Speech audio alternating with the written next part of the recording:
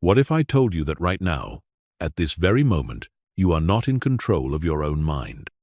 That your thoughts, your emotions, and even your decisions are being hijacked not by society, not by technology, not by other people, but by something far more dangerous: your own unconscious mental programming. You think you're making choices freely, but the truth is most of what you do is dictated by habits, fears, and conditioned beliefs you never even chose for yourself. Every moment you hesitate, every goal you abandon, every self-doubt that creeps in, it's not because you're incapable. It's because your mind is running on autopilot, following a script that was written long before you ever realized it. And unless you take back control, it will continue to rule your life, making your choices for you. But here's the shocking part. You can reprogram your mind. You can rewrite that script. You can take full control of your thoughts, emotions, and behaviors to create the reality you actually want, not the one your unconscious fears and past experiences have trapped you in. The ability to train your mind is the difference between those who succeed and those who stay stuck in cycles of self-doubt, overthinking, and procrastination. And right now, you're about to learn how to master it. This is not about manipulation or controlling others. This is about mastering yourself. Because here's the truth: every limitation in your life, every struggle, every frustration you've ever felt comes down to one thing: your ability to control your mind. If you can't control your focus, you'll always be distracted. If you can't control your emotions, you'll always be reactive. If you can't control your thoughts, you'll always be at war with yourself. Most people spend their entire lives as prisoners of their own mind. They don't even realize that the way they think is not a reflection of reality. It's just a set of conditioned patterns. That's why some people succeed against all odds, while others fail despite having every advantage. It's not about intelligence. It's not about talent. It's about mental discipline. Your mind is either your biggest weapon or your greatest weakness. And the difference is whether you control it or it controls you. Chapter 1. The Mind Control Secret They Never Taught You. Let's get one thing straight from the beginning. Most people are completely unaware that they are not thinking their own thoughts. They believe they are conscious, aware, and in control.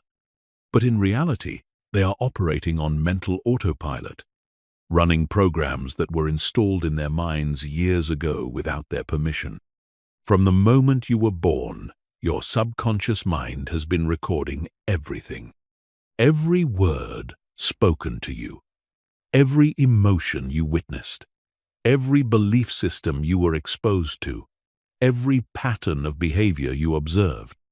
Your brain, acting like the ultimate recording device, absorbed it all and turned it into your mental operating system. By the time you reached adulthood, this mental programming was so deeply embedded that you began to mistake it for your own identity. But here's the shocking truth. Most of what you believe about yourself, about what's possible, about how the world works, is not actually yours. It's a collection of borrowed limitations that have been passed down through generations. If you were told as a child that you weren't smart enough, you likely internalized that belief, even if it was never true. If you grew up watching people struggle financially, your mind probably developed an unconscious association between money and hardship, leading you to unknowingly sabotage financial success. If your environment conditioned you to believe that taking risks leads to failure, your brain may instinctively avoid opportunities that could change your life. This is why two people can face the exact same situation and have completely different outcomes. It's not because one is more talented or lucky. It's because they have different mental programming. One person's mind tells them, "This is impossible," while the other's says, This is an opportunity. One sees obstacles, the other sees stepping stones. One focuses on what could go wrong, the other on what could go right. The people who achieve extraordinary success have learned to recognize this programming and consciously choose their thoughts instead of being controlled by them. They understand that their mind is not their master but their tool. And, like any tool, it must be trained, sharpened, and directed with intention. But here's where most people get it wrong. They think mind control means suppressing negative thoughts or forcing themselves to think positively. That's not control, that's resistance. True mental mastery comes from understanding how your mind works and learning to redirect its patterns in ways that serve your highest goals. Your brain is designed to keep you safe, not to make you successful. It's programmed to avoid pain, seek immediate pleasure, and conserve energy. These survival mechanisms served our ancestors well when they were avoiding predators. But in the modern world, they often work against us. Your brain will try to talk you out of taking risks, even when those risks could lead to massive rewards. It will crave instant gratification, even when delayed gratification would serve you better. It will seek comfort, even when growth requires discomfort. This is why willpower alone never works long-term. You're fighting against millions of years of evolutionary programming. But when you understand how this programming operates, you can work with it instead of against it. You can train your mind to associate pain with staying stuck and pleasure with taking action. You can rewire your neural pathways to default to empowering thoughts instead of limiting ones. You can reprogram your subconscious to support your goals instead of sabotaging them. The key is understanding that your mind is not fixed. It's not permanent. Every thought you think, every belief you hold, every pattern you follow exists as neural pathways in your brain. And here's the incredible part. These pathways can be changed. This is called neuroplasticity, and it's the scientific foundation of everything we're about to explore. Every time you consciously choose a different thought, you're literally rewiring your brain. Every time you act in spite of fear, you're weakening the neural pathways that create fear and strengthening the ones that create courage. Every time you focus on solutions instead of problems, you're training your mind to become a problem-solving machine instead of a problem-finding machine. But this process requires intention, consistency, and the right techniques. It requires you to become aware of your current programming, consciously choose new patterns, and practice them until they become automatic. It's not easy, but it's the most important work you'll ever do, because when you master your mind, you master your life. Chapter 2. Why your brain is sabotaging your success. Your brain is not designed to make you successful. It's designed to keep you alive. And there's a massive difference between survival and success. Understanding this fundamental conflict is the key to taking control of your mental programming and achieving the results you actually want. For millions of years, human survival depended on three basic principles: avoid danger, conserve energy, and seek immediate rewards. Our ancestors who were best at following these principles were the ones who lived long enough to pass on their genes. So over time, these survival mechanisms became hardwired into our neural circuitry. The problem is that what kept our ancestors alive is now keeping us stuck. In the modern world, the biggest dangers aren't physical threats that require split-second reactions. They're long-term consequences of poor decisions, missed opportunities, and unfulfilled potential. But your brain doesn't know this. It's still operating on ancient programming that treats every challenge as a potential threat to your survival. This is why your mind resists change. Even when you consciously know that change would benefit you. When you think about starting a business, your brain doesn't see opportunity. It sees risk, uncertainty, and potential failure. So it floods you with anxiety, self-doubt, and 1,000 reasons why you should stay in your comfort zone.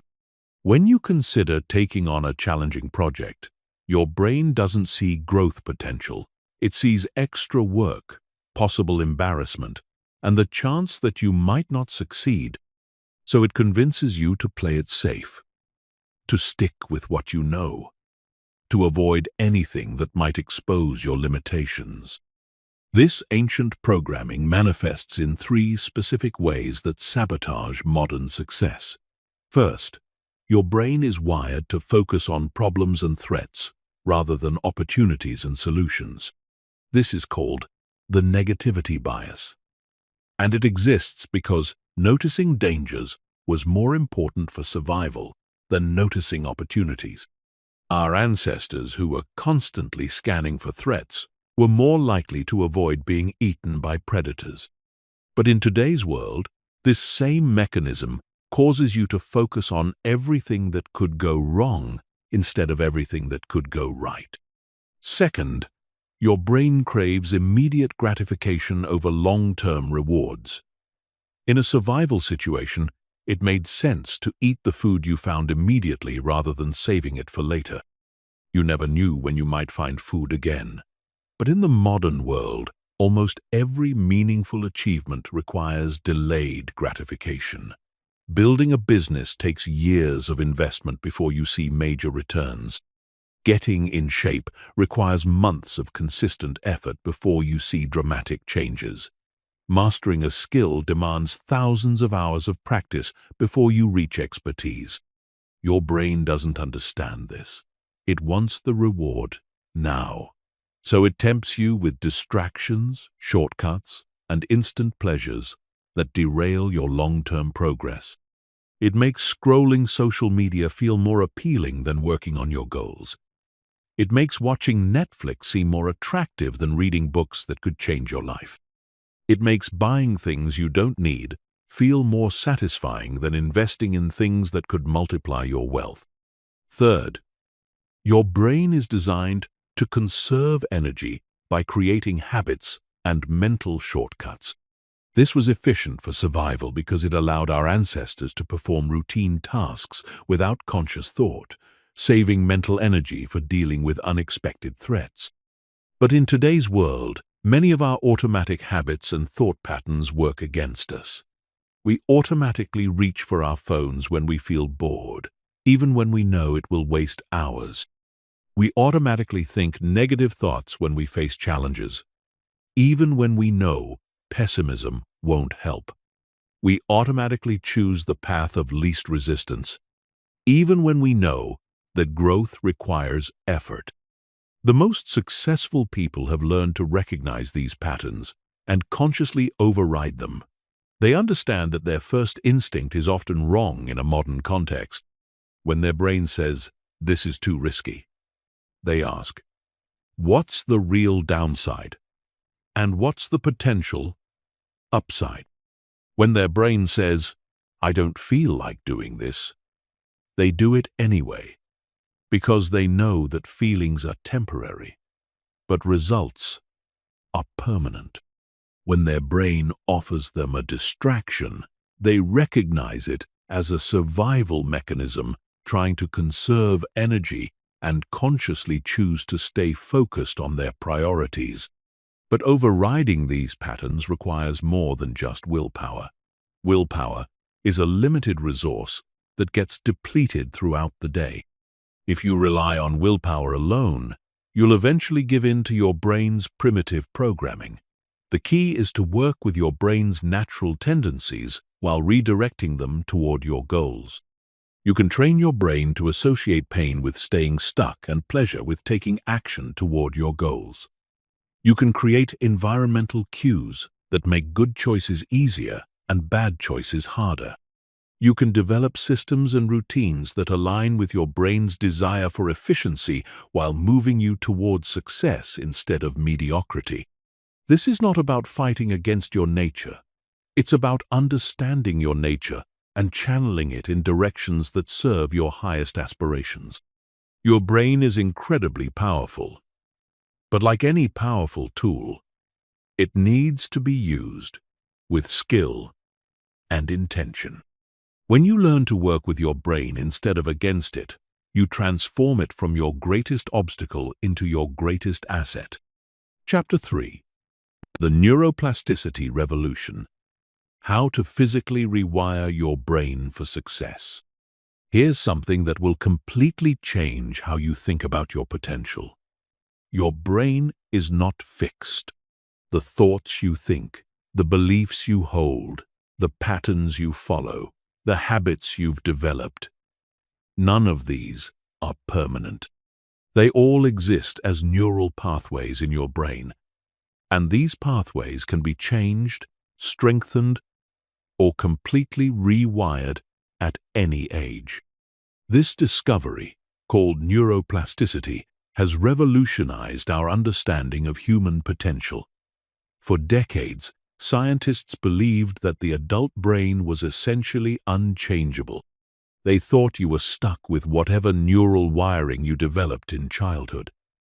But advanced brain imaging technology has proven this completely wrong. Your brain is constantly rewiring itself based on your thoughts, actions, and experiences. Every time you think a thought, electrical signals travel along specific neural pathways in your brain. The more often you think the same thought, the stronger those pathways become. It's literally like creating a path through a forest. The first time you walk through, you have to push through thick brush and overgrown vegetation. But if you walk the same route every day, eventually you create a clear, well-worn path that's easy to follow. This is exactly how habits, beliefs, and automatic thought patterns are formed. When you repeatedly think, "I'm not good enough," you're strengthening the neural pathways associated with self-doubt. When you consistently choose comfort over challenge, you're reinforcing the neural circuits that make you avoid difficult situations. When you habitually focus on problems instead of solutions, you're literally training your brain to become a problem-finding machine. But here's the incredible part. You can consciously choose to create new pathways. Every time you think a different thought, you're literally changing the physical structure of your brain. Every time you act in spite of fear, you're weakening the neural pathways that create fear and strengthening the ones that create courage.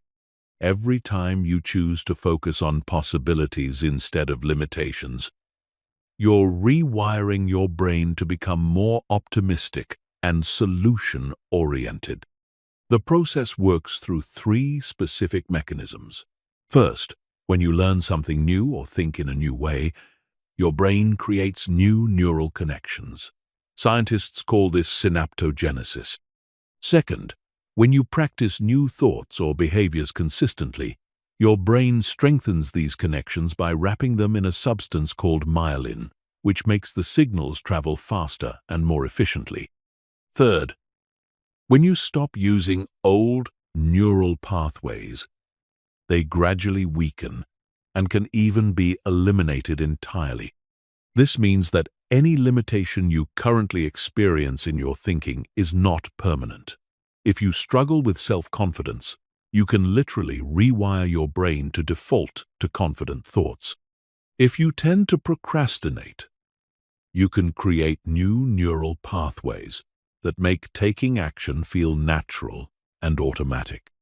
If you often feel overwhelmed or anxious, you can train your brain to respond to challenges with calm and clarity instead. But neuroplasticity doesn't happen automatically. Your brain will rewire itself based on whatever you feed it most consistently. If you spend your time consuming negative news, engaging in pessimistic conversations, and focusing on what's wrong with your life. Your brain will strengthen the neural pathways associated with negativity and pessimism. If you constantly expose yourself to distractions, your brain will become increasingly scattered and unfocused. If you regularly choose the easy path, your brain will become more resistant to effort and challenge.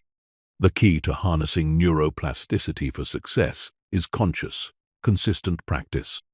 You have to deliberately choose thoughts and actions that align with who you want to become, and you have to do this repeatedly until the new patterns become automatic.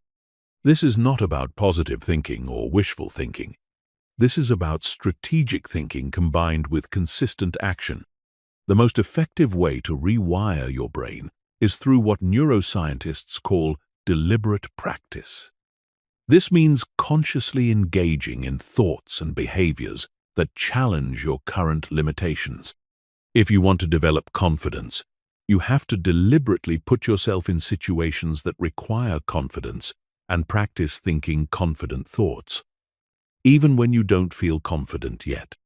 If you want to become more disciplined, you have to deliberately choose difficult tasks and practice following through, even when you don't feel motivated. The process requires patience because neural rewiring takes time. Most people give up too quickly because they don't see immediate results. But neuroscience shows that significant changes in brain structure can occur in as little as 2 weeks of consistent practice, with more dramatic changes happening over several months. The key is consistency, not intensity. Small, daily actions that align with your desired mental patterns are more effective than occasional bursts of dramatic effort. You also have to be strategic about your environment because your surroundings significantly influence your neural development. If you want to develop an abundance mindset, surround yourself with people who think abundantly. If you want to become more disciplined, create an environment that makes discipline easier and distractions harder. If you want to develop expertise in a particular area, immerse yourself in that field as much as possible. Understanding neuroplasticity gives you incredible power over your future. It means that no matter where you are right now, no matter what limitations you currently experience, no matter what failures you've had in the past, you can literally rewire your brain to support the life you want to create.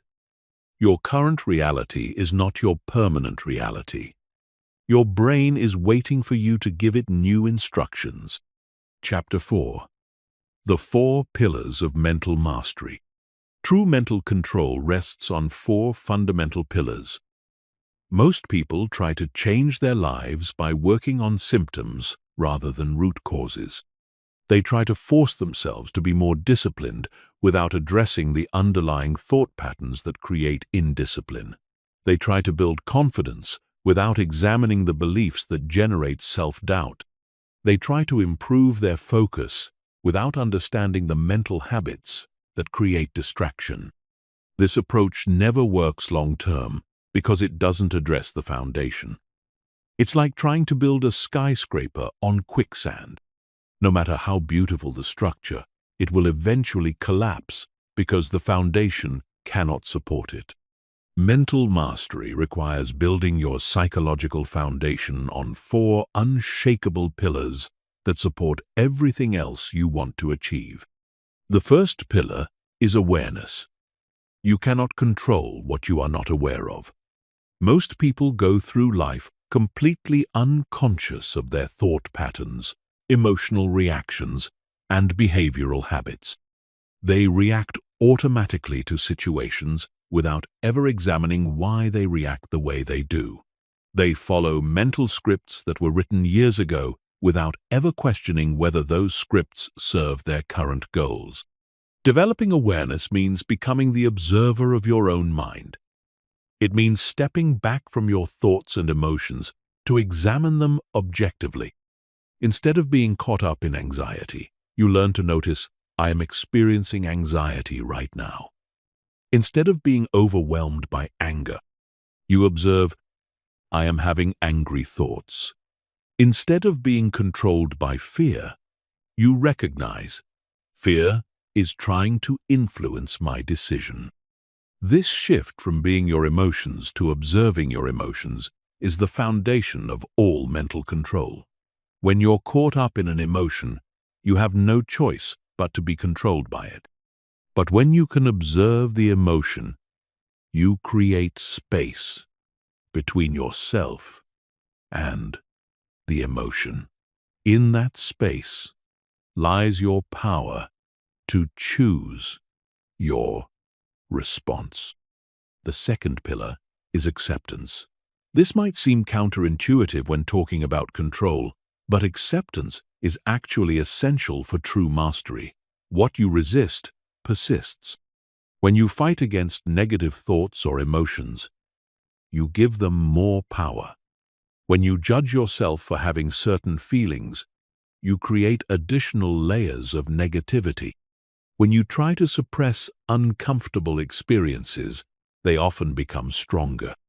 Acceptance doesn't mean resignation or passivity. It means acknowledging what is true in the present moment without adding unnecessary resistance.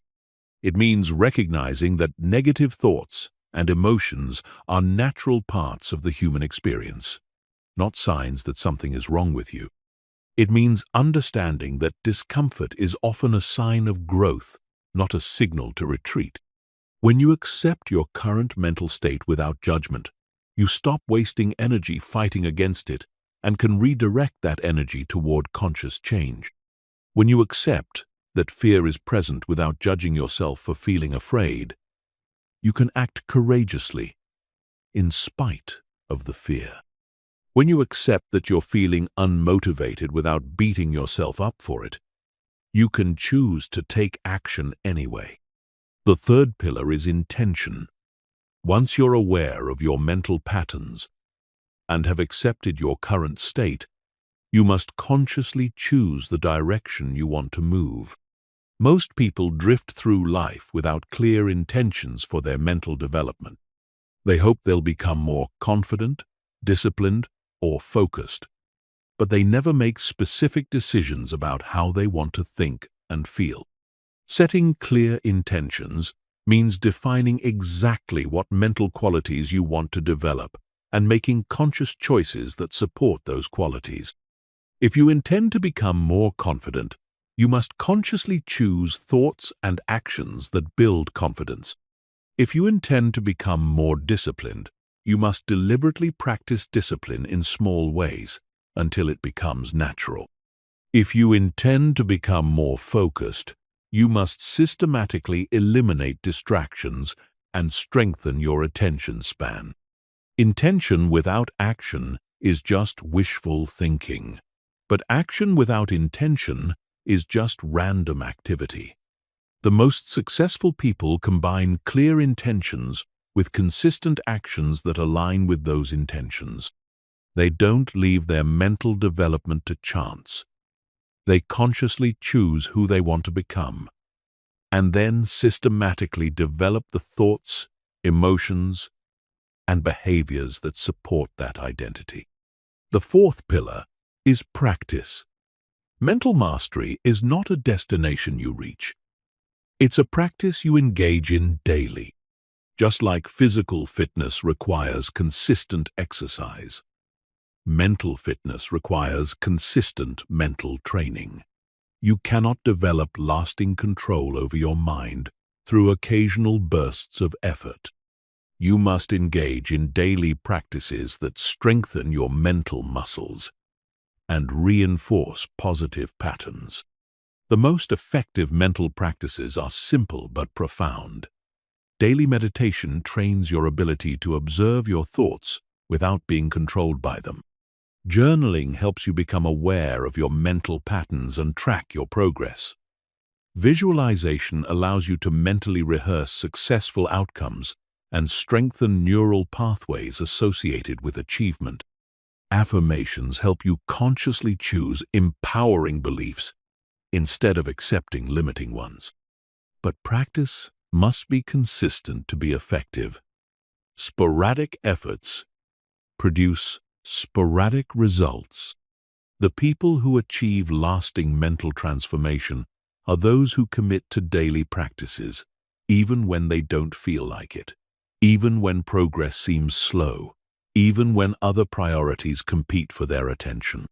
These four pillars work together synergistically. Awareness without acceptance leads to self-judgment and resistance.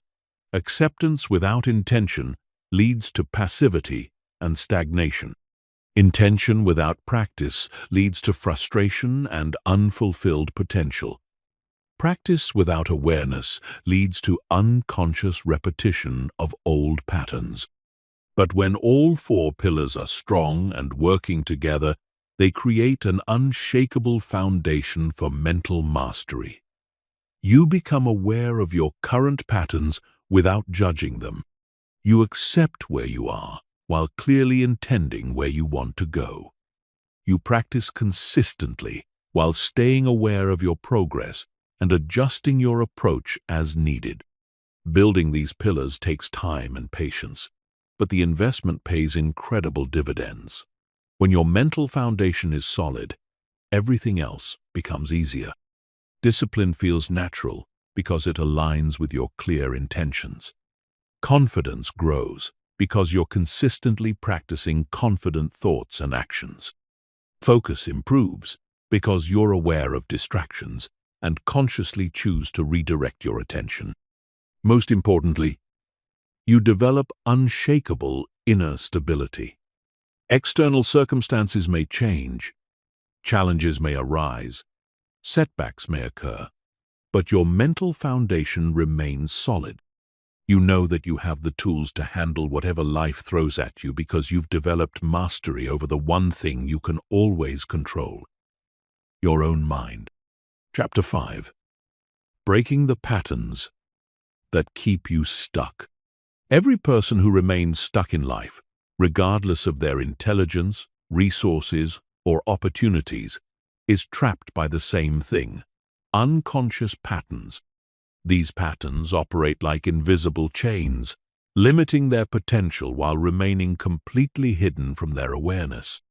They go through the same mental routines, make the same types of decisions, and get the same unsatisfying results, all while wondering why their life never seems to change. Understanding and breaking these patterns is the difference between a life of constant struggle and a life of continuous growth. Most people never examine their patterns because they're too busy living inside them. They're like fish who don't realize they're swimming in water because water is all they've ever known. But the moment you can step outside your patterns and observe them objectively, you gain the power to change them. The first pattern that keeps people stuck is the pattern of reactive thinking. Instead of consciously choosing their thoughts, they allow their thoughts to be determined by external circumstances. When something good happens, they think positive thoughts. When something challenging occurs, they think negative thoughts. When they hear bad news, they worry. When they face uncertainty, they stress. When someone criticizes them, they doubt themselves. This reactive pattern puts them at the mercy of circumstances beyond their control. Their emotional state becomes dependent on factors they cannot influence: other people's opinions, economic conditions, political events, social media content, or random daily occurrences. They become like emotional ping-pong balls, bouncing between optimism and pessimism based on whatever is happening around them. Breaking this pattern requires developing what psychologists call an internal locus of control. This means recognizing that while you cannot control external circumstances, you can always control your response to those circumstances. You can choose to respond to challenges with curiosity instead of anxiety. You can choose to respond to criticism with self-reflection instead of defensiveness. You can choose to respond to uncertainty with excitement about possibilities, instead of fear about potential problems. The second pattern that creates stuckness is the pattern of perfectionist paralysis.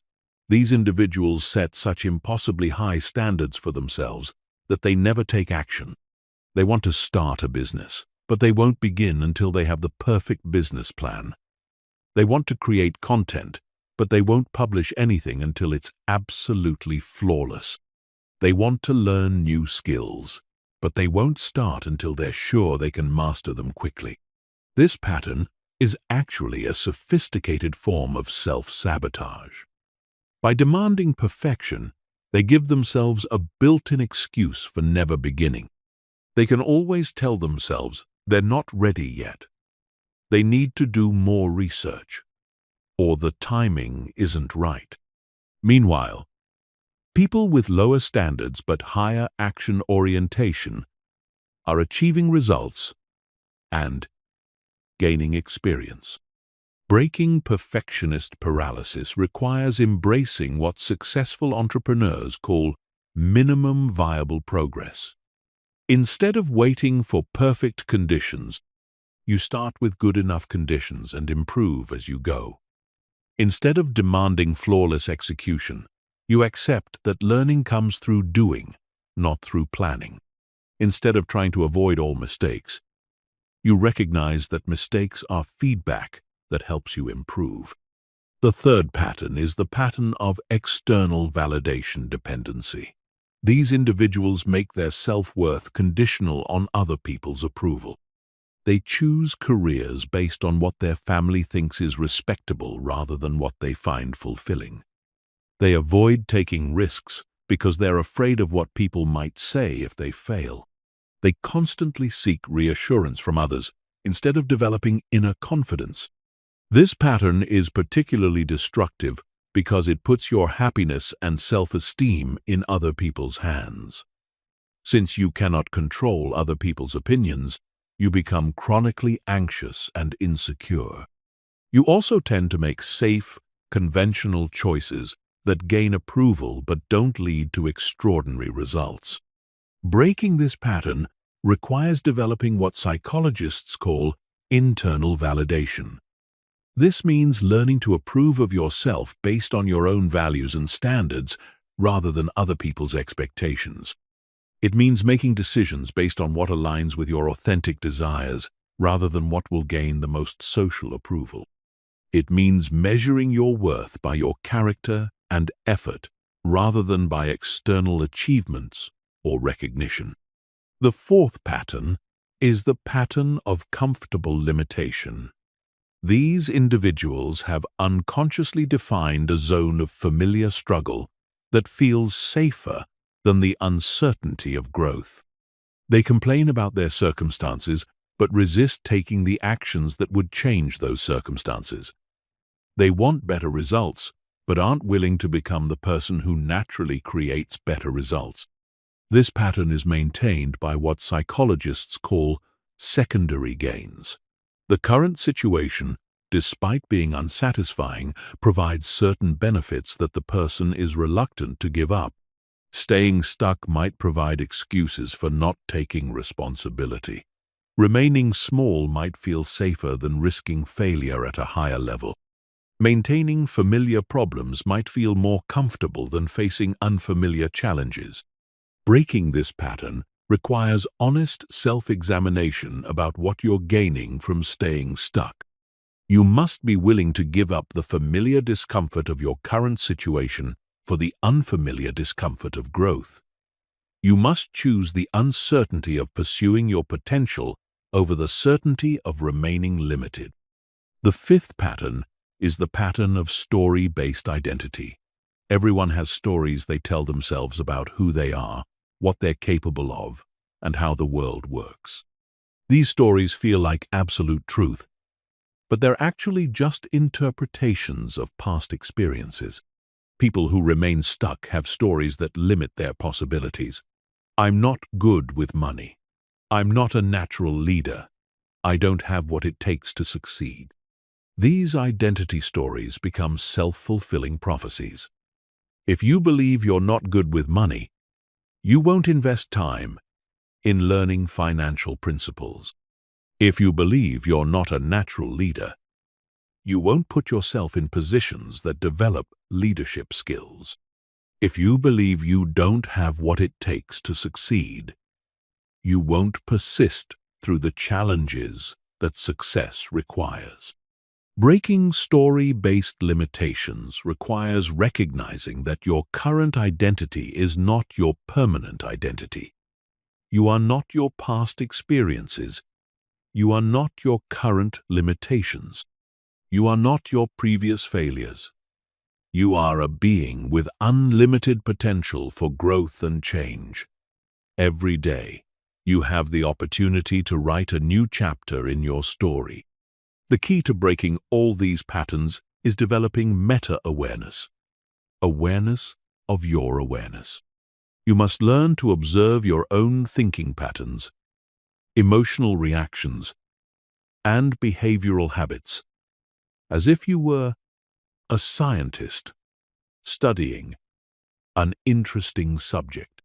When you can see your patterns clearly, you can choose to engage them differently. This process requires patience and self-compassion. These patterns developed over years or decades, and they won't disappear overnight. But with consistent awareness and conscious choice, you can gradually replace limiting patterns with empowering ones. Every time you choose a different response, you're weakening old neural pathways and strengthening new ones. The people who achieve extraordinary success are not necessarily more talented or intelligent than those who remain stuck. They've simply learned to recognize and break the patterns that limit most people.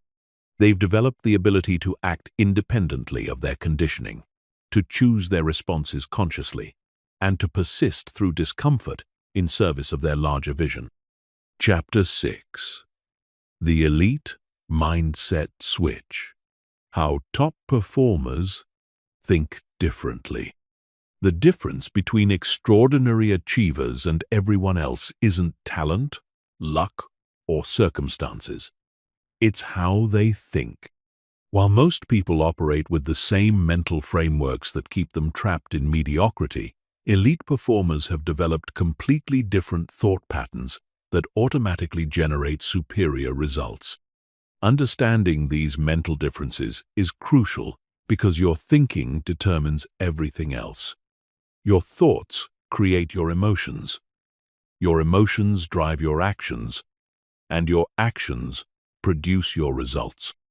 If you want different results, you must first change how you think. But most people never examine their thinking patterns. They assume everyone thinks the same way they do, never realizing that their mental approach is what's limiting their potential. The first major difference is how elite performers process failure. Average people see failure as evidence of their limitations. When they don't succeed at something, they conclude that they're not good enough, smart enough, or talented enough. They take failure personally and use it as justification for giving up or playing smaller. They develop what psychologists call learned helplessness, where they stop trying because they believe their efforts won't make a difference. Elite performers see failure completely differently. They view failure as data, not as a reflection of their worth. When something doesn't work, they ask, "What can I learn from this?" instead of, "Why does this always happen to me?" They treat failures as experiments that provide valuable information about what doesn't work, bringing them closer to discovering what does work. They understand that failure is not the opposite of success. It's a prerequisite for success. This different relationship with failure allows elite performers to take risks that others won't take, persist when others quit, and ultimately achieve results that others consider impossible. They're not afraid of failing because they know that every failure teaches them something valuable. They're actually more afraid of not trying than they are of trying and failing. The second major difference is how they think about challenges. Average people see challenges as threats to their comfort and security. When faced with a difficult situation, their first instinct is to avoid it, minimize it, or find the easiest way through it. They want life to be easy and smooth, and they interpret difficulties as signs that something is wrong. Elite performers see challenges as opportunities for growth. They understand that easy tasks don't develop capabilities, overcome limitations, or create breakthroughs. They know that the biggest rewards come from solving the hardest problems, and they actively seek out challenges that will force them to expand their abilities. They don't run from discomfort. They run toward it because they know that's where transformation happens. This mindset difference explains why elite performers often accomplish more in a few years than most people accomplish in decades. While others are avoiding challenges, they're actively pursuing the most difficult and rewarding opportunities. While others are seeking comfort, they're deliberately placing themselves in uncomfortable situations that force rapid growth. The third difference is how they think about time. Average people think in terms of immediate results and short-term gratification. They want to see progress quickly, and they get discouraged when results don't come fast. They make decisions based on what feels good right now rather than what will create the best long-term outcomes. They're constantly looking for shortcuts, quick fixes, and instant solutions. Elite performers think in decades, not days. They make decisions based on where they want to be years from now, not how they feel in the moment. They're willing to invest time and energy in activities that may not pay off immediately, but will compound over time into extraordinary results. They understand that meaningful achievement requires sustained effort over extended periods, and they're willing to delay gratification for superior long-term outcomes. This long-term thinking allows them to make investments that others won't make. They'll spend years developing skills that others consider too time-consuming. They'll build relationships that others consider too slow to develop. They'll work on projects that others consider too risky or too uncertain. But over time, these investments compound into massive advantages. The fourth difference is how they think about resources. Average people focus on what they lack. They tell themselves they can't pursue their goals because they don't have enough money, time, connections, or experience. They wait for perfect conditions before taking action, and they use resource limitations as excuses for not beginning. Elite performers focus on what they can do with what they have. Instead of waiting for ideal conditions, they start with current resources and figure out how to maximize them. Instead of focusing on limitations, they focus on possibilities. They understand that resourcefulness is more important than resources, and they develop the ability to create solutions with whatever is available. This resourcefulness mindset leads to breakthrough thinking. When others see obstacles, they see creative opportunities. When others see limitations, they see puzzles to solve. When others see reasons why something can't be done, they see ways to make it happen anyway. The fifth difference is how they think about other people's success. Average people often feel threatened by others' achievements. They compare themselves to successful people and feel inadequate. They sometimes even hope that successful people will fail because it makes them feel better about their own limitations. They see success as a limited resource where someone else's gain means their loss. Elite performers are inspired by others' success. They study successful people to understand what they're doing differently. They seek mentors who have achieved what they want to achieve. They celebrate others' victories because they understand that success is not a zero-sum game. One person's success doesn't diminish their own potential. It proves that high achievement is possible. This collaborative mindset leads to accelerated learning and better opportunities. Elite performers build networks of other high achievers who support each other's growth.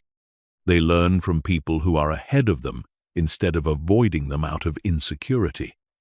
They position themselves around success instead of hiding from it. The sixth difference is how they think about their own potential. Average people have fixed beliefs about their capabilities. They think they're good at certain things and bad at others, and they don't expect this to change significantly. They avoid activities that might expose their weaknesses, and they stick to areas where they already feel competent. Elite performers have what psychologist Carol Dweck calls a growth mindset. They believe their abilities can be developed through effort, learning, and persistence. They don't see their current limitations as permanent constraints. They understand that expertise is created, not born, and they're willing to be beginners in new areas because they know they can develop mastery over time. This growth mindset leads to continuous expansion of capabilities. While others are staying within their existing comfort zones, elite performers are constantly developing new skills, exploring new territories, and pushing the boundaries of what they thought possible. The most important thing to understand is that these thinking patterns are not innate personality traits. They're learned mental habits that anyone can develop. Elite performers weren't born thinking this way. They develop these patterns through conscious choice and consistent practice. Every thought pattern that creates extraordinary results can be learned, practiced, and mastered. The key is recognizing that changing your thinking is not about forcing yourself to think positively or suppressing negative thoughts. It's about consciously choosing thought patterns that serve your goals and practicing them until they become automatic. It's about developing the mental habits that naturally lead to the results you want to create. Chapter 7. Destroying Self-Doubt, the Ultimate Confidence System. Self-doubt is the silent killer of dreams. It's the voice in your head that whispers, "You're not good enough," when you're about to take action.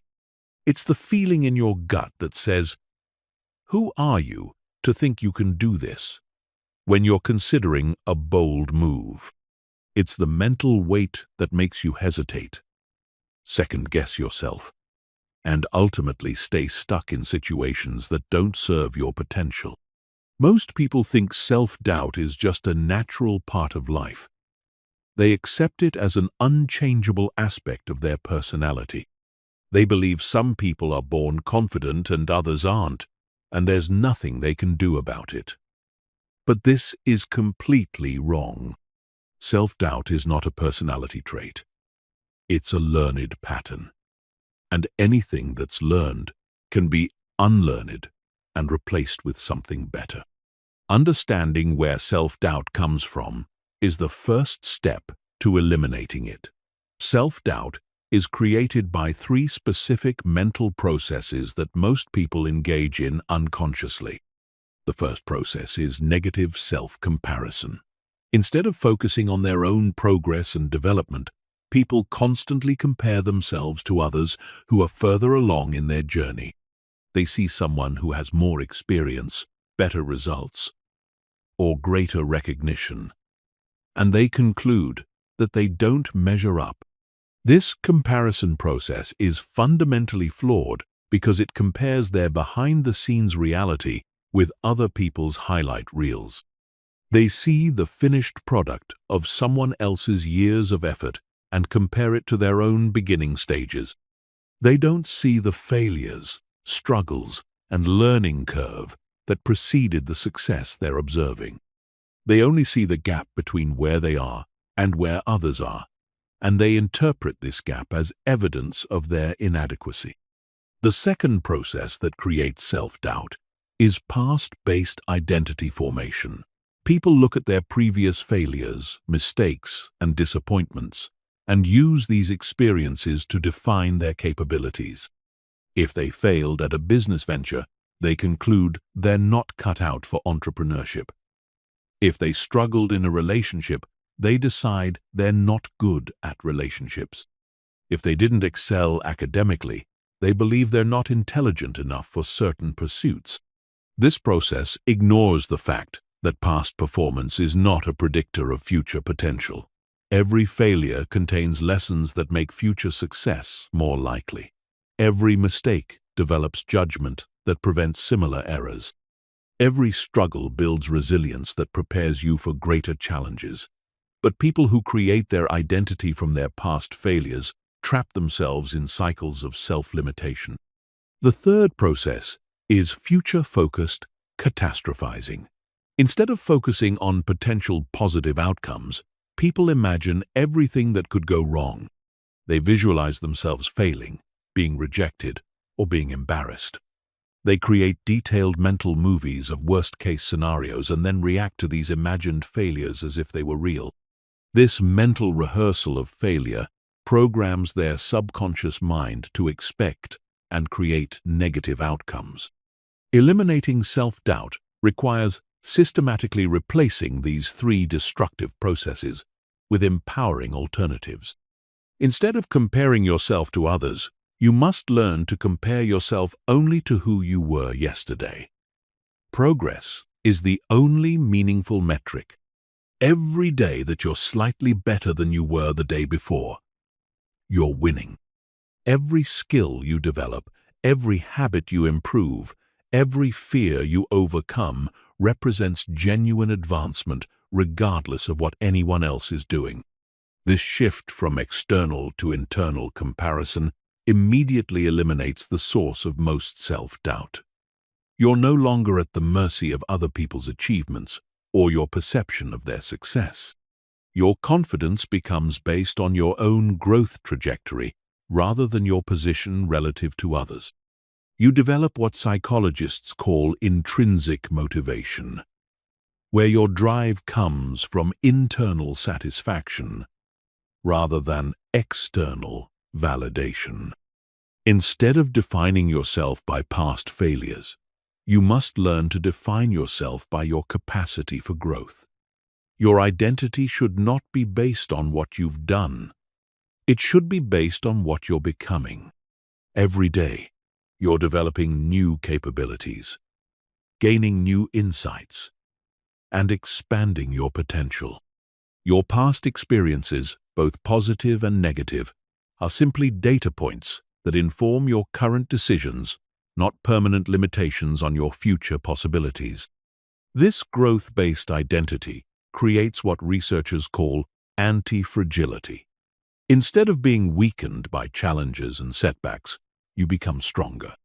Instead of seeing obstacles as threats, you see them as opportunities to develop resilience. Instead of fearing failure, you welcome it as feedback that accelerates your learning. Your confidence becomes based not on avoiding difficulties, but on your proven ability to overcome them. Instead of imagining failure, you must train yourself to visualize success. But this is not just wishful thinking or positive visualization. This is strategic mental rehearsal based on neuroscientific principles.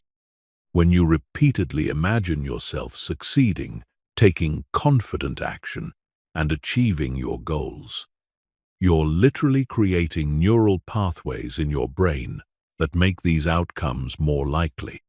Your brain cannot distinguish between a real experience and a vividly imagined one.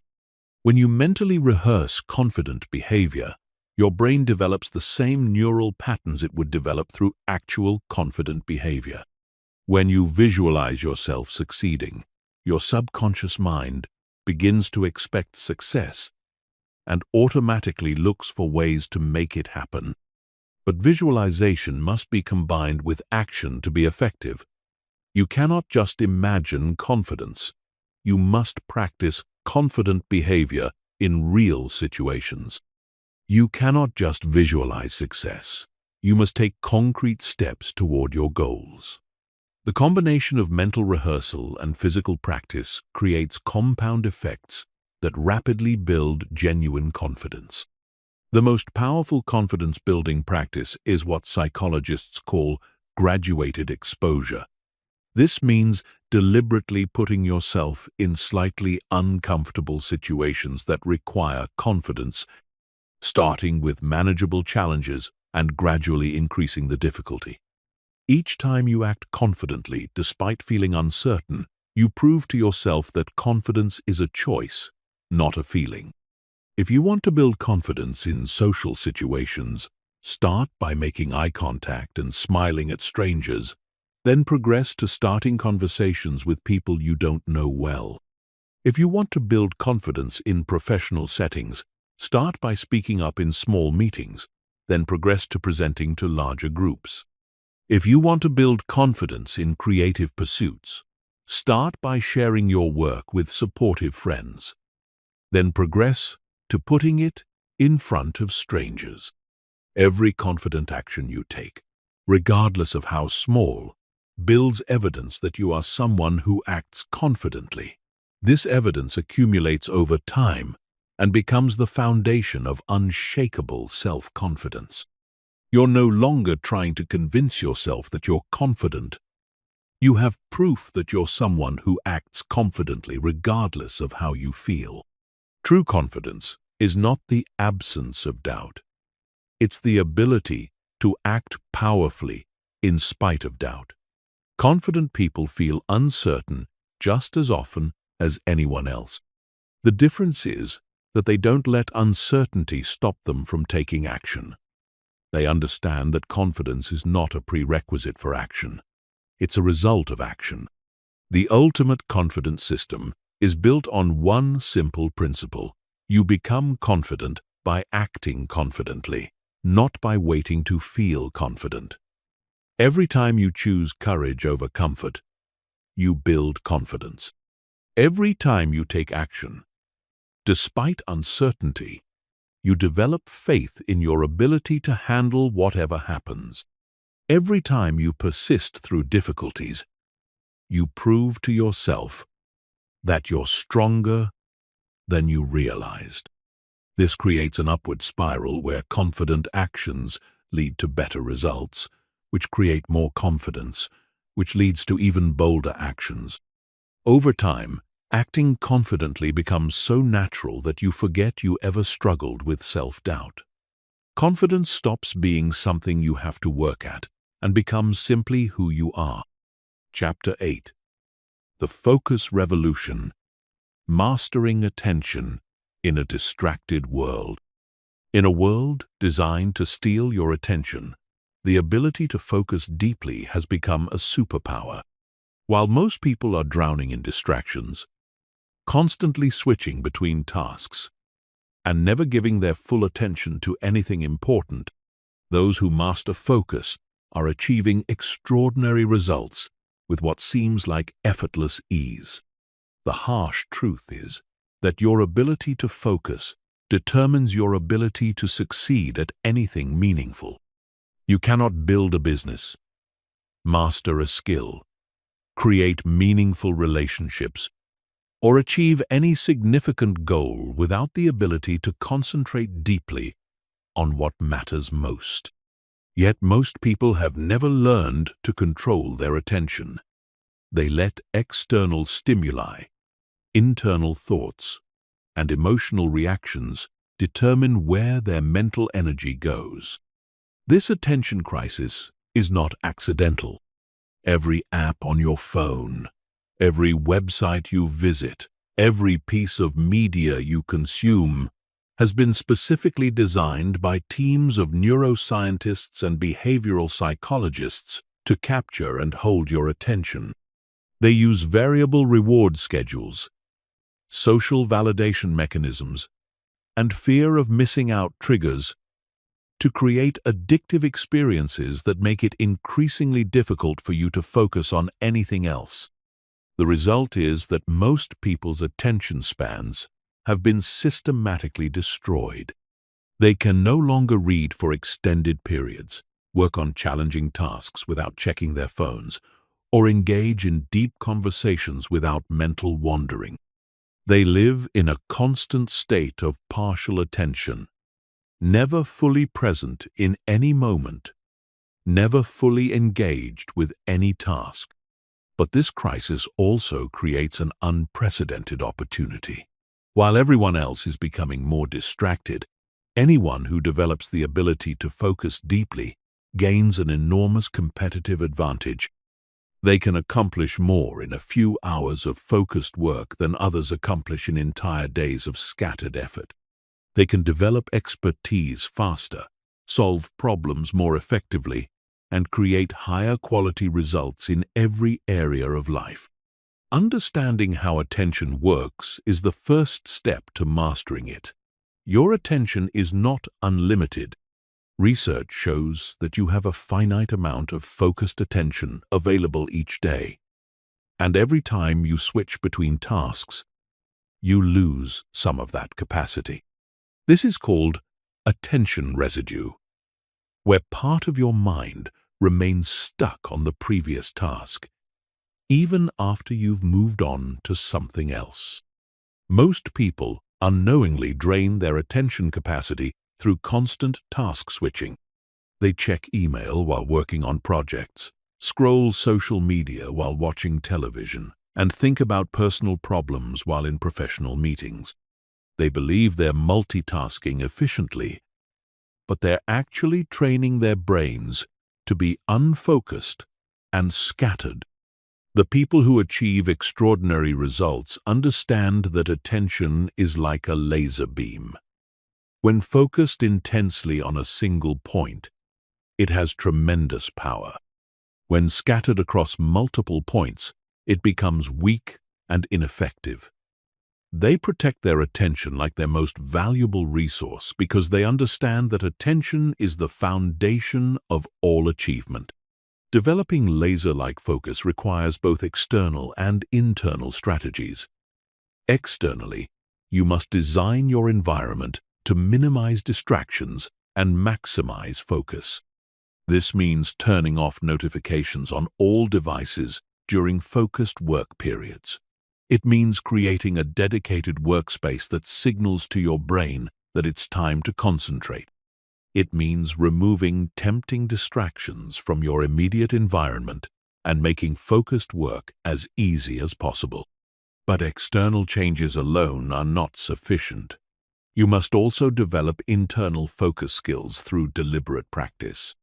Your ability to concentrate is like a muscle that becomes stronger through training and weaker through neglect. Most people have weak focus muscles because they've never trained them systematically. The most effective focus training technique is what researchers call attention restoration practice. This means deliberately practicing sustained attention on a single object for extended periods. The traditional method is meditation, where you focus on your breath and gently return your attention to the breath whenever your mind wanders. But you can also practice focused attention by reading challenging books for extended periods, working on complex problems without interruption, or engaging in any activity that requires sustained concentration. The key is consistency and progressive overload. Start with short periods of focused attention and gradually increase the duration. If you can only focus for 5 minutes without distraction, start there and work up to 10 minutes, then 20, then an hour. Each time your mind wanders and you bring it back to your chosen focus, you're strengthening your attention muscles. Another crucial skill is learning to recognize and eliminate internal distractions. External distractions are obvious, but internal distractions are often invisible. These include worry about future events, rumination about past mistakes, self-doubt about your capabilities, and random thoughts that pull your attention away from your current task. Developing awareness of these internal distractions is the first step to managing them. When you notice your mind wandering to concerns, regrets, or irrelevant thoughts, you must gently but firmly redirect your attention to your chosen focus. This is not about suppressing thoughts or emotions. It's about consciously choosing where to direct your mental energy. The most advanced focus technique is what psychologists call flow state engineering. Flow is a state of complete absorption where you lose track of time. Your sense of self disappears, and you perform at your highest level. In flow, concentration becomes effortless because you're fully engaged with a challenging task that matches your skill level. You can deliberately create flow states by choosing tasks that are challenging enough to require your full attention, but not so difficult that they create anxiety. The task should have clear goals and immediate feedback, so you can adjust your performance in real time. You should eliminate all potential interruptions and give yourself enough time to get deeply absorbed in the work. Regular flow experiences train your brain to access deep focus states more easily. Over time, you develop the ability to drop into intense concentration quickly and maintain it for extended periods. Work that once felt difficult and draining becomes energizing and enjoyable because you're operating in your optimal performance zone. The ultimate goal is to develop what researchers call meta-attention, the ability to be aware of where your attention is going and consciously direct it toward your priorities. Most people are unconscious of their attention patterns. They let their minds wander randomly and wonder why they don't accomplish their goals. Developing meta-attention means becoming the CEO of your own mind. You decide what deserves your mental energy and what doesn't. You choose to focus deeply on activities that move you toward your goals and consciously ignore activities that don't serve your priorities. You become selective about what you allow into your mental space. This level of attention mastery creates what can only be described as mental superpowers. You can learn new skills faster because you can focus intensely on practice and instruction. You can solve complex problems more effectively because you can hold multiple variables in your mind simultaneously.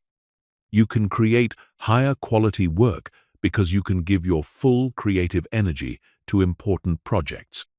Most importantly, you reclaim control over your own mind.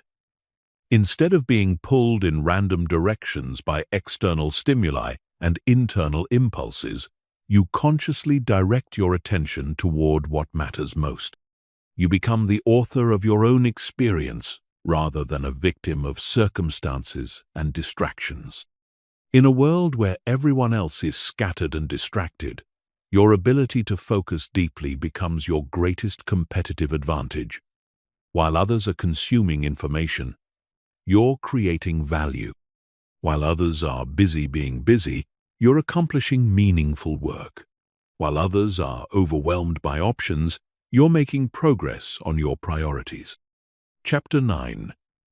Emotional Mastery. How to control your feelings instead of being controlled by them.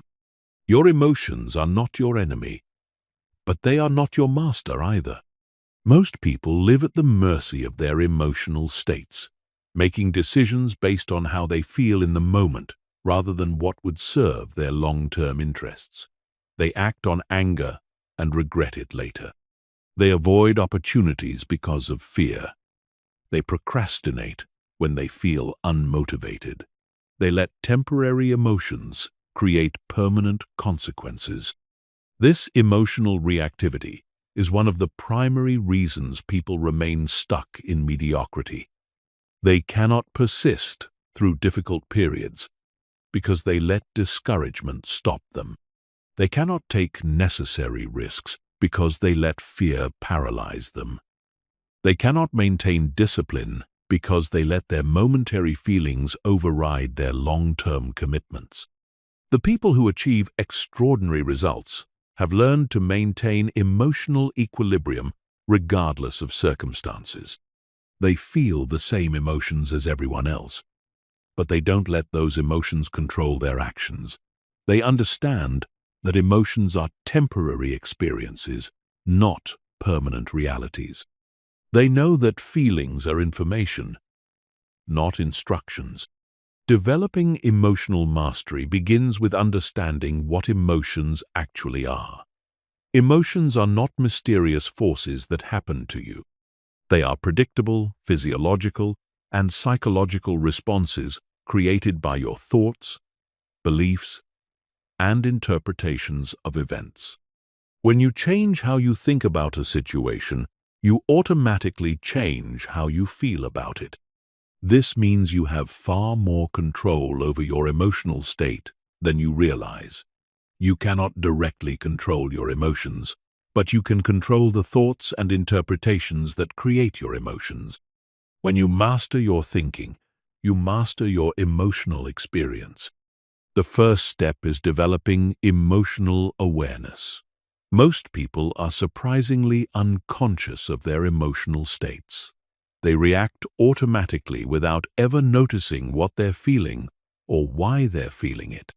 They might spend hours in anxiety, frustration, or discouragement without ever consciously recognizing these states or examining what's causing them. Emotional awareness means becoming an observer of your own emotional experience. Instead of being caught up in emotions, you learn to step back and notice them objectively. Instead of thinking, "I am angry," you learn to think, "I am experiencing anger." This subtle shift creates psychological distance between you and your emotions, giving you space to choose your response. The second step is emotional acceptance. What you resist persists. When you fight against negative emotions, judge yourself for having them, or try to suppress them, you actually make them stronger and more persistent. Emotions that are acknowledged and accepted tend to move through you quickly. Emotions that are resisted and fought against tend to get stuck and intensify. Emotional acceptance doesn't mean you have to like negative emotions or act on them. It simply means acknowledging that they're present without adding layers of judgment and resistance. When you feel afraid, you can accept that fear is present while still choosing to act courageously. When you feel discouraged, you can accept the discouragement while still choosing to persist toward your goals. The third step is emotional reframing. This is the most powerful emotional regulation technique because it addresses emotions at their source, your interpretation of events. Every emotion you experience is based on the meaning you assign to situations. Change the meaning, and you automatically change the emotion. For example, if you interpret a setback as evidence that you're not capable of success, you'll feel discouraged and hopeless. But if you interpret the same setback as valuable feedback that brings you closer to finding what works, you'll feel curious and motivated. The external event is identical, but your emotional response is completely different based on how you frame it. Developing reframing skills means consciously looking for empowering interpretations of challenging situations. Instead of asking, "Why is this happening to me?" you ask, "How can this serve my growth?" Instead of thinking, "This is terrible," you ask, "What can I learn from this?" Instead of focusing on what you've lost, you focus on what you can gain. The fourth step is emotional leverage. Instead of trying to eliminate negative emotions, you can learn to use them as fuel for positive action. Anger can become determination. Frustration can become motivation. Fear can become excitement. Discouragement can become resolve. This requires changing your relationship with negative emotions from resistance to utilization. Instead of seeing difficult emotions as problems to solve, you see them as energy to channel. Instead of waiting for negative emotions to go away before taking action, you take action because of the emotional energy they provide. Many of the greatest achievements in history were fueled by negative emotions that were channeled constructively. People who were told they weren't good enough used that doubt as motivation to prove others wrong. People who experienced significant losses used their grief as determination to prevent others from experiencing similar pain. People who felt fear about their future used that fear as energy to create greater security. The fifth step is emotional conditioning. Just as you can train your body through physical exercise, you can train your emotional responses through deliberate practice.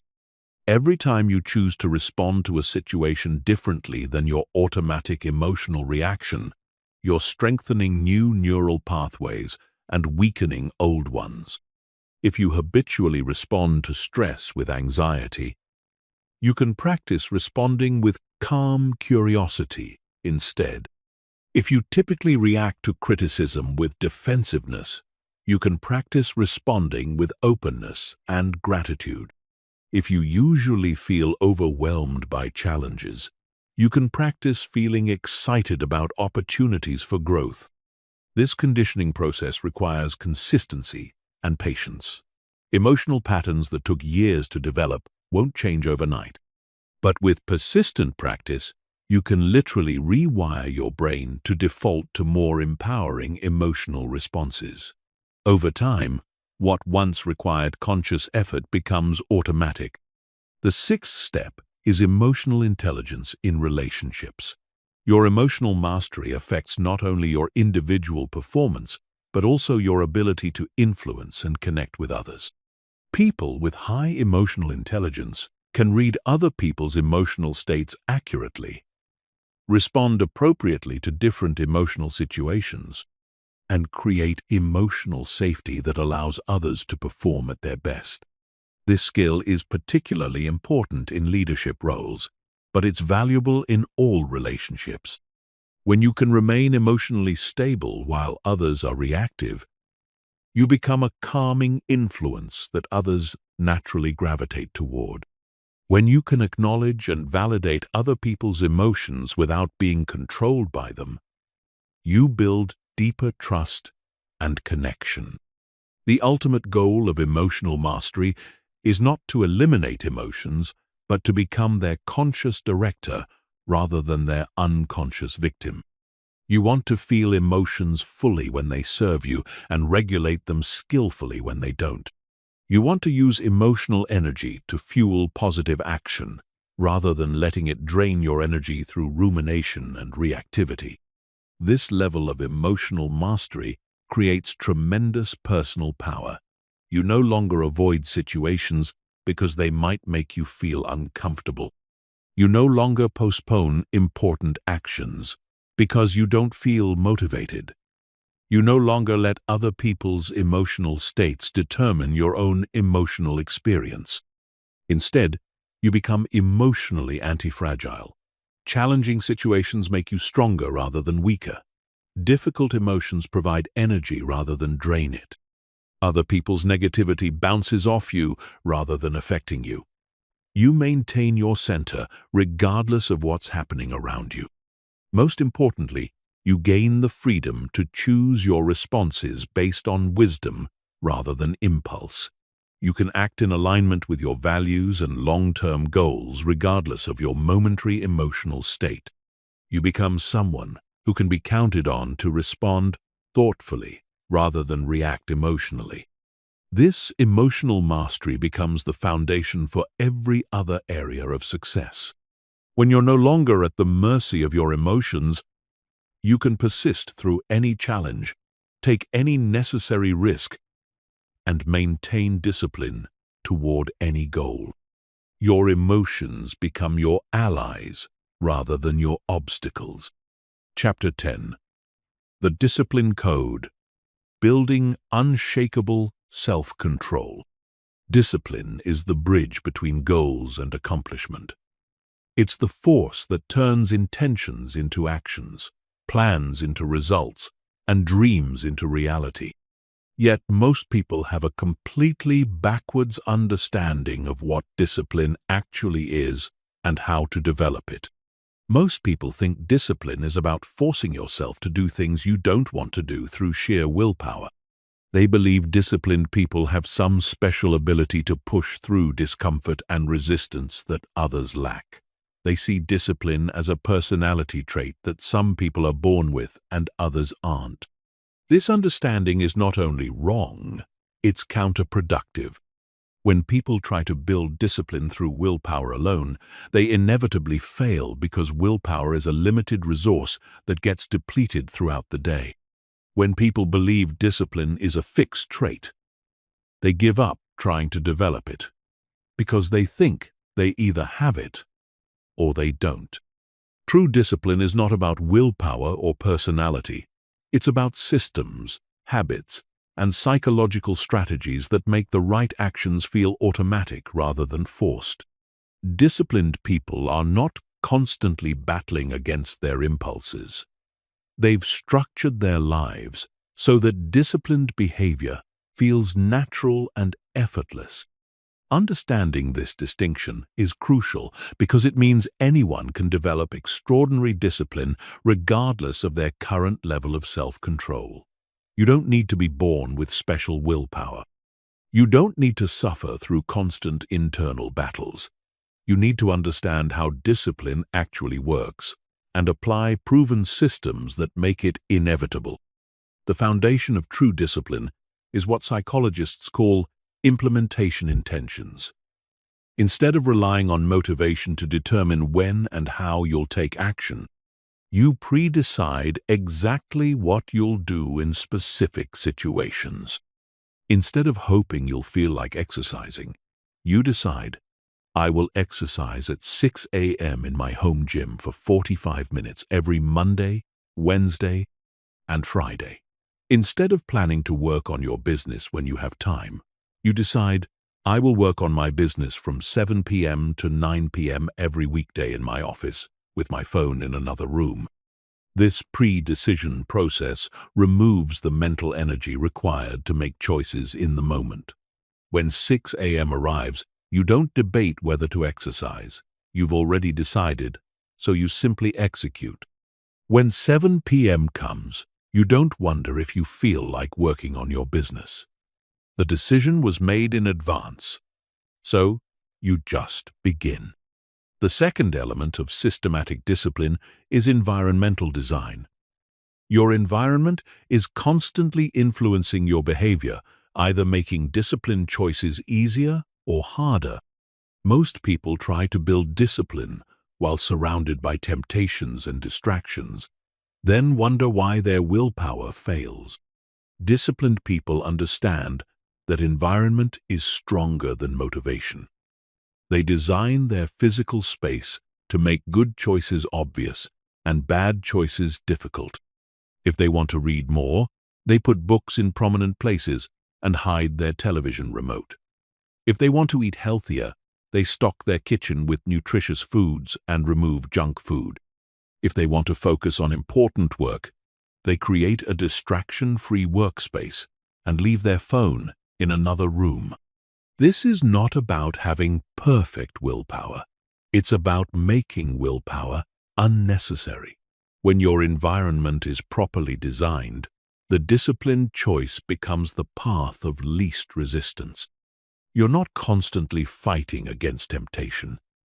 You're working with your natural tendencies to create better outcomes. The third element is what researchers call habit stacking. Instead of trying to build discipline through isolated acts of willpower, you connect new disciplined behaviors to existing habits that are already automatic.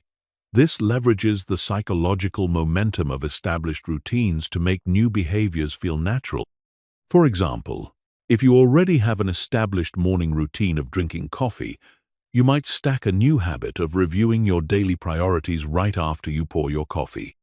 If you already have a habit of checking your phone when you wake up, you might stack a new habit of doing 10 push-ups before you're allowed to look at your phone. The existing habit becomes the trigger for the new disciplined behavior. This approach works because it uses existing neural pathways rather than trying to create entirely new ones. Your brain already has strong connections associated with your current habits. By linking new behaviors to these existing connections, you make the new behaviors much easier to maintain. The fourth element is progressive overload. Just like building physical strength requires gradually increasing resistance, building discipline requires gradually increasing the difficulty of your self-control challenges. Most people try to change everything at once, which overwhelms their capacity and leads to failure. Disciplined people start with small, manageable commitments and gradually expand them. If they want to wake up early, they might start by waking up just 15 minutes earlier than usual and gradually work their way to their target time. If they want to exercise regularly, they might start with just 10 minutes a day and gradually increase the duration and intensity. This progressive approach builds confidence and capability simultaneously. Each small success proves that you can follow through on commitments, which makes larger commitments feel more achievable. Each challenge you overcome increases your capacity to handle bigger challenges. The fifth element is what psychologists call implementation monitoring. This means tracking your disciplined behaviors consistently so you can see your progress and identify areas for improvement. What gets measured gets managed. When you track your discipline, you become more conscious of your choices and more motivated to maintain your standards. The tracking doesn't need to be complicated. A simple checklist or habit tracker that shows whether you completed your disciplined actions each day is sufficient. The key is consistency. When you see a streak of successful days, you'll be motivated to maintain it. When you see gaps in your consistency, you can analyze what went wrong and adjust your approach.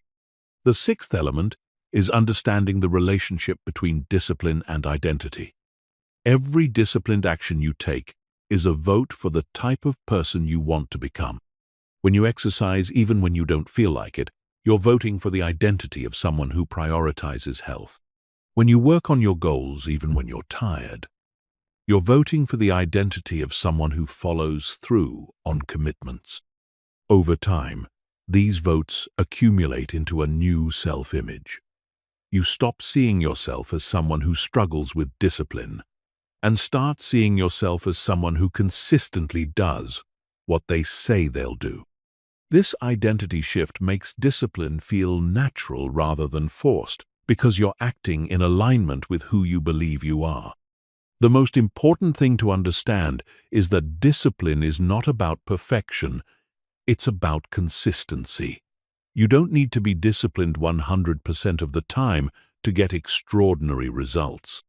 You need to be disciplined enough of the time that your positive actions compound into significant outcomes. Disciplined people fail regularly. The difference is that they get back on track quickly, instead of using failure as an excuse to give up entirely. When they miss a workout, they make sure to exercise the next day. When they eat something unhealthy, they return to their nutrition plan immediately. When they procrastinate on an important task, they refocus and get back to work. This resilience is built into their system from the beginning. They expect that there will be days when discipline feels harder, and they have strategies for getting back on track. They don't judge themselves harshly for occasional failures because they understand that discipline is a practice, not a performance. True discipline creates a powerful upward spiral in your life. When you consistently follow through on commitments to yourself, you develop deep self-trust. When you have self-trust, you're willing to set bigger goals because you believe in your ability to achieve them. When you achieve bigger goals, your confidence grows, which makes even greater achievements feel possible. This is why disciplined people often seem to accomplish impossible things. They're not superhuman. They've simply built systems that make extraordinary achievements inevitable. They've removed the friction from taking action, created environments that support their goals, and developed identities that make success feel natural. The discipline code is not about suffering or deprivation. It's about creating freedom through structure. When you have systems that automatically generate the right actions, you're free from constant decision-making and willpower battles. When you have habits that align with your goals, you make progress effortlessly. When you have an identity built on following through, you trust yourself to handle any challenge. Chapter 11. Mental Toughness. Building an Unbreakable Mindset. The reason most people fail isn't because they're not smart enough or lack resources. It's because they are mentally weak. The moment things get hard, they crumble. When they face obstacles, they quit. When they don't see immediate results, they get discouraged and stop trying. Look around you. Most people aren't living the lives they want. They're settling, struggling, making excuses for why they haven't achieved their goals. But every successful person you admire has faced hardships, setbacks, and pain. The difference is they didn't break.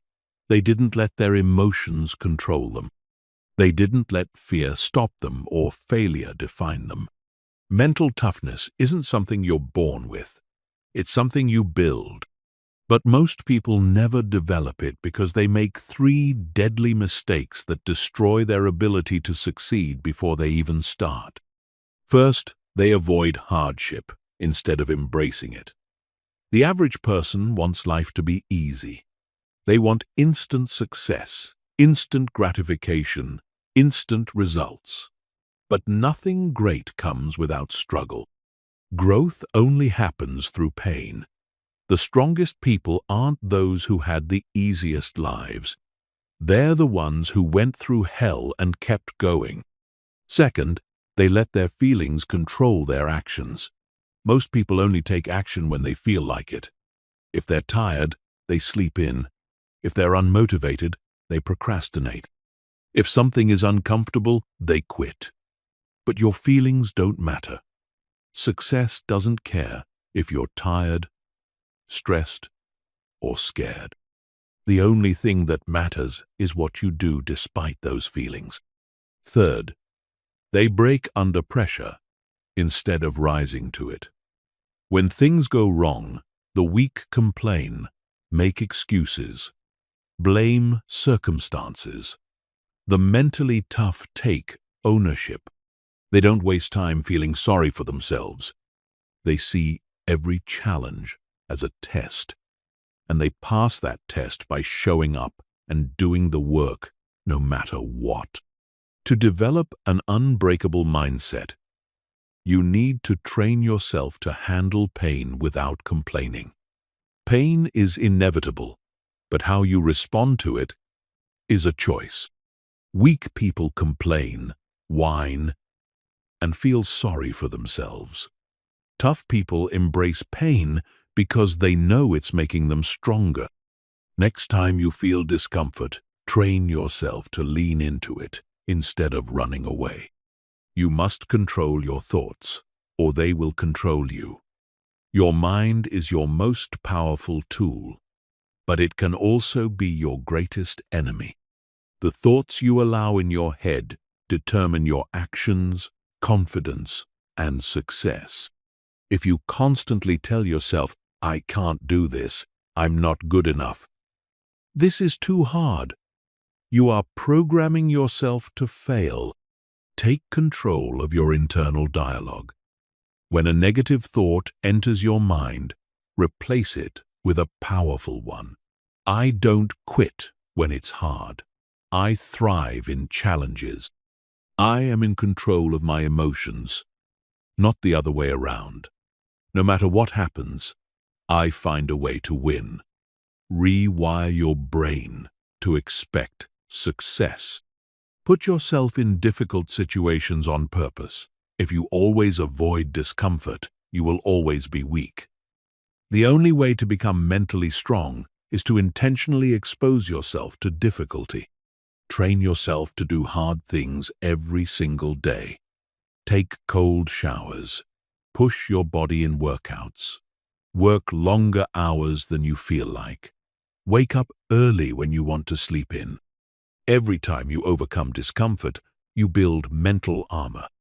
Mental toughness is about training your mind to see obstacles as opportunities, challenges as stepping stones, and resistance as a sign that you are growing. The question is no longer, can you do this? The question is, will you fight for the person you are meant to become? Chapter 12.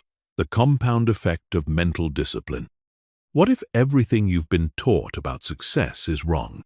That the people who achieve the highest levels of greatness don't get there through huge dramatic changes overnight, but through something much simpler and more subtle that most people ignore? Most people believe success comes from massive action, from taking huge leaps, from working harder than everyone else all at once. They look for shortcuts, quick fixes, and instant solutions. They want to change their entire life in 30 days, lose 50 pounds in a month, or build $1 million business in a year.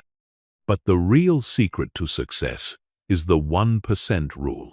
If you improve by just 1% every single day, the results over time will be exponential. That tiny effort, that small push, that slight improvement compounds and builds on itself until you are light years ahead of everyone else. Here's the problem. Most people never apply this rule. They do something for a few days, don't see progress, and quit. They get impatient and abandon the process just when it's about to pay off. That's why they fail, because success isn't about what you do once. It's about what you do every single day without fail. Look at people who set New Year's resolutions. They start off strong, hitting the gym every day, working on their goals obsessively. But within a few weeks, they burn out. Why? Because they relied on motivation instead of habits. They tried to do too much too soon instead of focusing on tiny, consistent gains. Compare that to someone who commits to just 1% improvement every day. Maybe they only work out for 5 minutes on day 1. Maybe they read just 1 page of a book. Maybe they practice their skill for just 10 minutes. It doesn't seem like much, but the difference is they do it every single day without fail. After 1 year, they are 37 times better than when they started. After 2 years, they are hundreds of times better. After 5 years, they are unrecognizable. This is the power of compounding improvement. The people who dominate their fields don't become great overnight. They build their skills little by little, day after day, until they reach a level most people can't even comprehend. To apply the 1% rule, pick one area to improve and focus obsessively on it. Don't try to change everything at once. Set a daily minimum action so small that it's impossible to fail. If you want to read more, commit to just 1 page a day. If you want to get fit, start with 5 push-ups. If you want to write a book, aim for 50 words daily. Track your progress and stay consistent. Focus on consistency over intensity. Never break the chain. Treat it like brushing your teeth. It's just part of your daily life. Once you've built momentum, you can increase the challenge slightly. But always prioritize showing up over perfect performance. The compound effect works because small actions, repeated consistently, create massive changes over time. While others are looking for shortcuts, you're building unshakable foundations.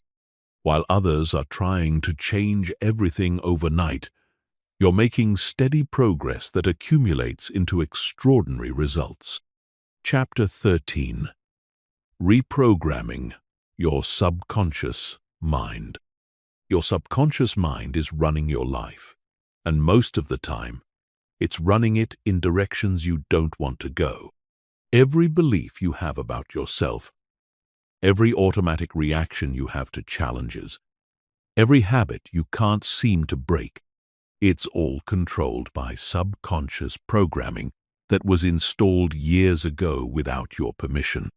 This programming was created by everything you experienced growing up, every word spoken to you, every emotion you witnessed, every belief system you were exposed to got recorded in your subconscious and became your mental operating system. By adulthood, this programming is so deeply embedded that you mistake it for your true identity. But here's what most people don't realize. You can reprogram your subconscious mind. You can overwrite the limiting beliefs, eliminate the negative patterns, and install new programming that automatically moves you toward your goals instead of away from them. Your subconscious mind communicates through repetition, emotion, and visualization. It doesn't understand logic or reasoning. It only responds to consistent messages that are delivered with strong feeling and clear mental images. This is why willpower and positive thinking alone don't work. You're trying to use conscious mind tools to change subconscious programming. The most powerful reprogramming technique is combining affirmations with visualization and intense emotion. But these aren't the weak, wishful thinking affirmations most people use. These are specific, present tense statements that describe exactly who you are becoming, combined with vivid mental movies of yourself living that reality. Instead of saying, "I hope I'll be successful someday," you say, "I am completely confident in my abilities. I take bold action toward my goals every day. I persist through every challenge until I succeed." You say this while visualizing yourself acting with total confidence, taking bold actions, and achieving your goals. You generate intense feelings of excitement, gratitude, and certainty as you do this. The key is repetition and consistency. Your subconscious mind learns through pattern recognition. When you feed it the same empowering messages consistently, it begins to accept them as truth and starts looking for ways to make them reality. But this process takes time. Most people give up after a few days or weeks because they don't see immediate changes. You must also align your actions with your new programming. You can't just visualize confidence. You must practice confident behavior. You can't just affirm success. You must take successful actions. The combination of mental programming and physical practice creates compound effects that rapidly transform your reality. Another powerful technique is what psychologists call future self-visualization. Every day, spend time mentally stepping into the version of yourself who has already achieved your goals. See through their eyes, feel their emotions, experience their confidence and certainty. Your brain cannot distinguish between real and vividly imagined experiences, so this mental rehearsal literally prepares your nervous system for success. You must also eliminate negative programming by becoming conscious of limiting beliefs and replacing them immediately. Every time you catch yourself thinking, "I'm not good enough," "I can't do this," or "this won't work," you must consciously choose a different thought. This interrupts the old pattern and strengthens new neural pathways. The most important thing to understand is that your current reality is not your permanent reality. Every limitation you experience exists only in your programming, not in your actual potential. When you change your internal programming, your external results change automatically. Chapter 14. The Power of Strategic Thinking. While most people are reacting to whatever happens to them, elite performers are thinking several moves ahead. They're not just responding to current circumstances, they're strategically positioning themselves for future opportunities. They understand that success is not random. It's the predictable result of strategic thinking combined with consistent execution. Strategic thinking means looking beyond immediate problems to long-term solutions. It means considering not just what you want to achieve, but how achieving it will position you for even greater achievements. It means making decisions based on where you want to be years from now, not just how you feel today. Most people think tactically, not strategically. They focus on solving immediate problems without considering how their solutions affect their long-term position. They make decisions based on short-term comfort rather than long-term advantage. They react to opportunities rather than creating them. Strategic thinkers operate differently. They spend time analyzing trends, identifying patterns, and predicting where opportunities will emerge. They position themselves in growing markets rather than declining ones. They develop skills that will be more valuable in the future, not just useful today. They build relationships with people who are moving in the direction they want to go. The foundation of strategic thinking is what military strategists call situational awareness. This means constantly scanning your environment for changes, opportunities, and threats that others might miss. Most people are so focused on their daily tasks that they don't notice important shifts happening around them. Strategic thinkers also understand leverage. They look for ways to multiply their efforts rather than just working harder. They invest time in activities that create compound returns. They build systems that generate results without requiring their constant attention. They delegate tasks that others can do, so they can focus on things only they can do. Another key element is scenario planning. Instead of hoping everything will go according to plan, strategic thinkers prepare for multiple possibilities. They ask, what if this doesn't work?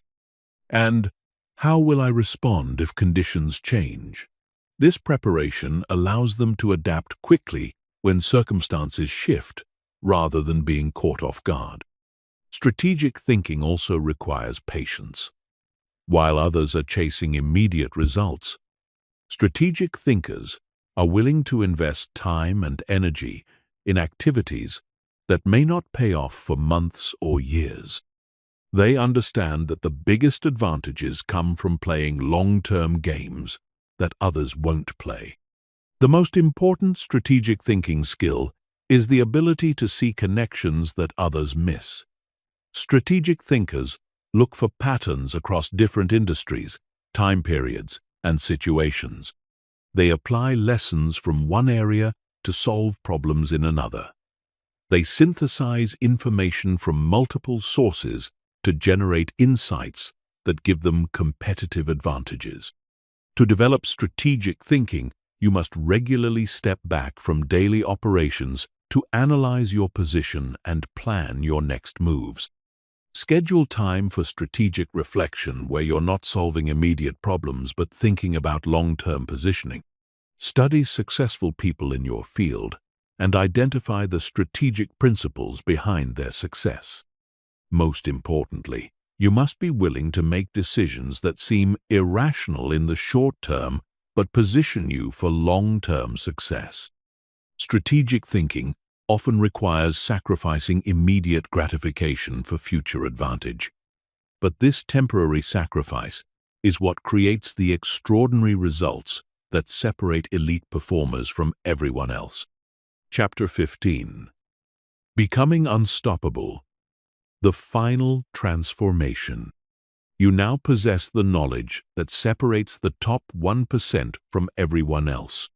You understand how your mind works, how to control your thoughts and emotions, how to build unshakable discipline, and how to think strategically about your future. But knowledge without application is worthless. The question now is, what will you do with what you've learned? Most people will do nothing. They'll listen to this information, feel inspired for a few days, and then gradually return to their old patterns. They'll make excuses about why they can't apply these principles. They'll wait for perfect conditions that never come. They'll let their fears and doubts convince them to stay comfortable rather than grow. But you are not most people.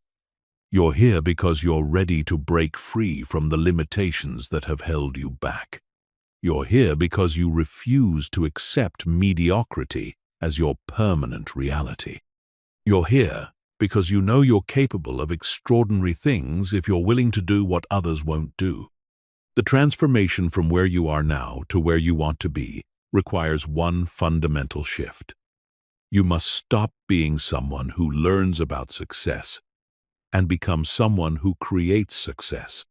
You must stop being a consumer of information and become a producer of results. You must stop waiting for the perfect moment and start taking imperfect action. This transformation begins with a decision, not a hope, not a wish, not a goal, but a decision. A decision is different because it closes off all other possibilities.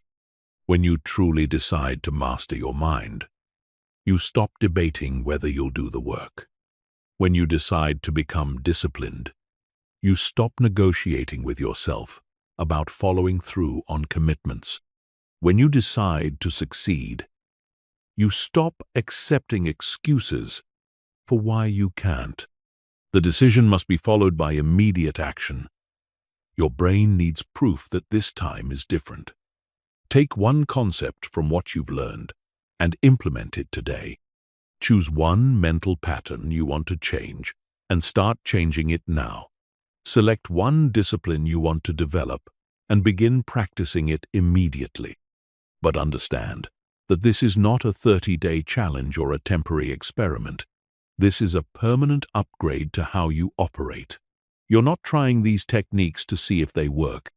You're committing to them because you know they work.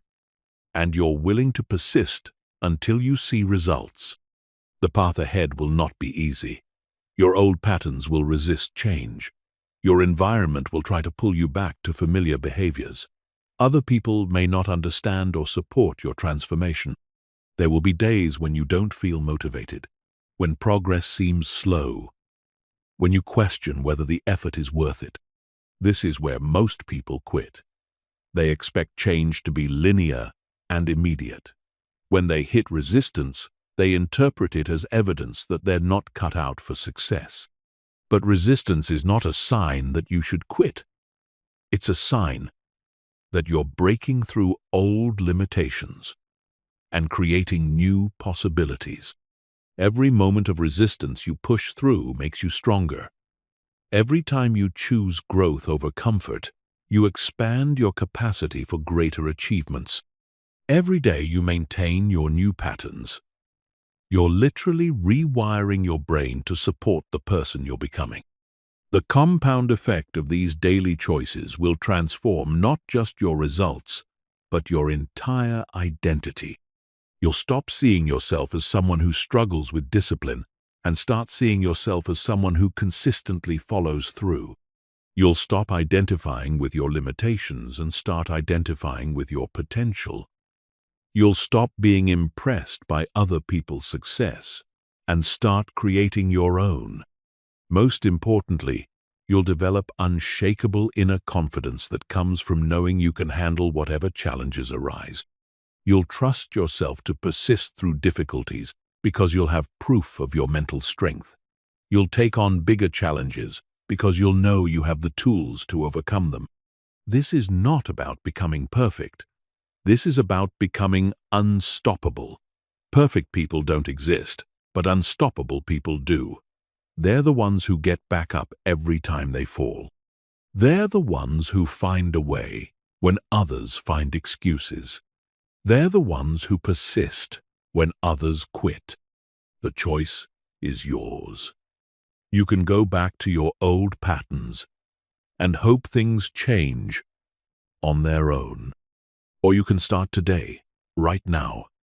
implementing what you've learned, and becoming the person you know you're capable of being. Your future self is waiting for you to make that choice. The time for preparation is over. The time for transformation is now. Everything you need is already within you. The only question remaining is, are you ready to use it?